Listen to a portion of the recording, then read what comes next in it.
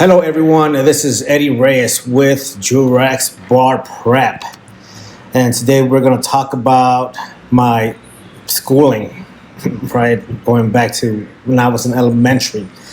And before I talk about that, I do want to say that there's an assumption once you become an attorney, even if you're in law school, right, that you're intelligent and that maybe you just went through school and you were in the top classes, right? So you were kind of like recognized as a person that is meant to go far, academically speaking.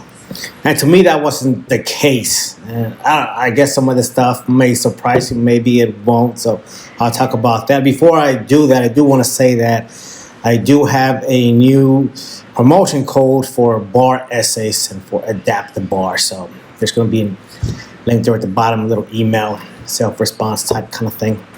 Okay, so let's see now. So the reason I'm talking about this is because one of my friends, I saw one of his videos, and he's like, hey, when I was in school, like I was, I guess in summer he was categorized as being gifted, and right, there's people like that, and they get put in these special classes, like with super achievers, whatever, right?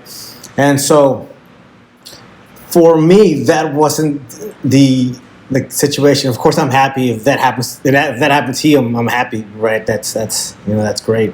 But I want to say that the reason why I'm talking about this is because I want to say that, hey, if I pass the bar exam, the California bar exam, then so can you. And I'm going to talk about education, and I'm going to talk about schooling. There's a big difference, right? A lot of people don't know this, the difference. But I definitely know it because I studied education, and I'm actually very passionate about education. But anyway, going back to the story.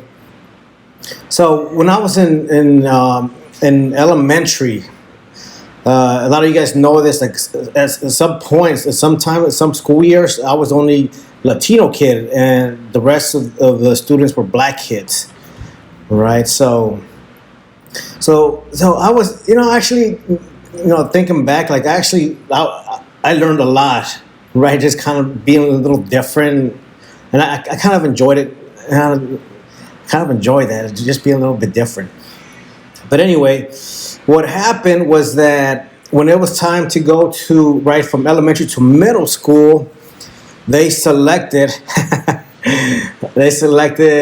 some of us students with Spanish surnames, and they said, hey, look, you guys are going to, well, I guess they just said, hey, look, they just assigned us particular classrooms, and they put us in what's called ESL classes, English as a second language. Why do they do that? Because right now I'm able to understand the school system better, but they wanted more funding for these programs, so they sacrificed us. They said, hey, you guys Spanish surnames, who cares? Like, you guys just go, right? Just who cares about your education? So right off the bat in middle school, I was just delayed 4 years because there's levels of ESL. You kind of have to crawl your way out of it, right? And so that happened to me. So instead of being being placed as in one of these gifted classes, I was actually delayed 4 years. Of course, back then I didn't care. And all right, so what happened for the next school year in middle school? I was actually like in a predominantly white school, and I was still in ESL classes. But what happened was that a lot of the students there, they would read comic books, and so I started reading comic books. I thought that was cool. So I actually read quite a bit. I probably read more than other people in the same level. And also, what I would do is I would read. For some reason, I became fascinated with the Beatles, which is odd now that I think about it. But I used to go to the library, and I would just be fascinated, just reading books about the Beatles, and so that, right. So my reading level actually was higher, and I would actually skip school, and I would just go to the library and read books. Right, I was that kind of student because it wasn't being ESL wasn't helping me. So I would literally jump the fence, and I would go to the library. And when I saw the police walk right, lot of kids would run when they were being truant, right? But what would they do if they ran? Police would chase them.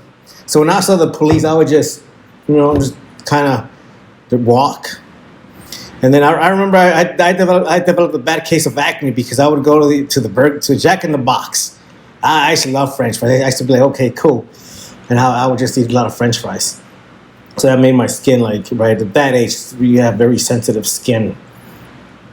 Anyway, so by the time I got to high school, I wasn't like, oh yeah, I'm gonna go to this university. I didn't plan for any of that. As far as I was concerned, I wanted to be a police officer, and I thought that was gonna be something cool. I said, okay, cool, I'll at least be a cop. So what I did, I said, hey, look, I'm gonna join the military. I'm gonna join the Marine Corps. And my brother, he was 1 year older. He was in the Marines. So I was like, well, I know I wanted to go to be a cop first, go to the armed forces, but I just didn't know what branch. So when he was in the Marine Corps, I was like, okay, well, it's just there. It's just kind of go, right? So I did 4 years. After that, I went to East Los Angeles College, and I was very studious. It was a lot of fun too, don't get me wrong. And after that, I transferred over to UC Berkeley. And then that's when I started getting more into education, because I was just fascinated by studying schools, what schools really are. So I was like, wow, so looking back at my own history. So I was actually fascinated by that. And after graduating from Berkeley, I became a school teacher. And then after that, I did a master's at the UCLA School of Education, and it was okay. I mean, it was nothing out of the ordinary. I just thought it was like more like a regular kind of teacher's program to get your master's and your credentials, whatever, right? So after that, I went to law school, to Liberty University, and my default mentality was like, okay, so I'm going to be paying money. I'm gonna take out loans.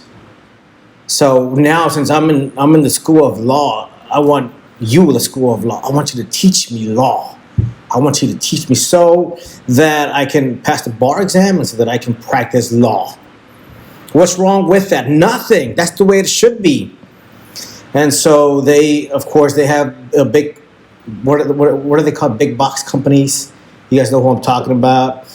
And they offer materials, right, for valuable consideration, and you pay for them.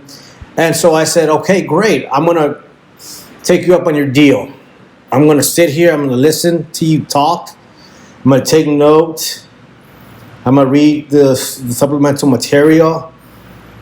And I'm supposed to do great because I'm following instructions. I'm paying for this too. This is my money. And so after I took the first exam, I guess the first semester wasn't that bad. Second semester, I was like, whoa, okay. So my grades weren't like A's and B's. I was more like that straight up. I was like the C student, right? And so I was thinking, whoa, what's going on here? Why am I not getting A's? I'm doing everything that you're telling me to do. So either I'm not following your instructions, or maybe it's your curriculum that's not working. Maybe it's your fault, right? Maybe it's your fault. The curriculum, the schools, the way they teach, right? But back then, you're intimidated by this veil of sophistication that composes law school. You got the professors, right? And some of them wear bow ties, and they look great. And the way they speak, a very eloquent, very elegant manner. So, of course, you think that if there's a deficiency, it's because of you, right? And, of course, now I understand, after going through all that a lot of techniques that the law school uses, lectures, reading, it doesn't really advance education, right? Think about it. So there's a difference between education and schooling. That was schooling. Listening to someone talk for hours, that is schooling. And that becomes relevant when you take the California bar exam, even for the law school essays. Sometimes, but definitely for the California bar exam. Why? Why does that become relevant? Because to pass the exam, it requires education. The most important part of the bar exam to get your points requires education. So when you look at the California bar exam, you have schooling in there, and you also have education. Let me tell you what I mean. Okay, this might, I think many of you understand this, but let me give you an example of schooling. Schooling is issue spotting. Okay, I see this issue, for example, right? We have burglary, we have robbery, right? So a lot of people, a lot of bar candidates see that. Okay, issue spot, issue spot, issue spot. But that's not what the California bar exam is testing you on. I mean, well, to a certain degree they are, but it goes beyond that. In other words, schooling is not enough.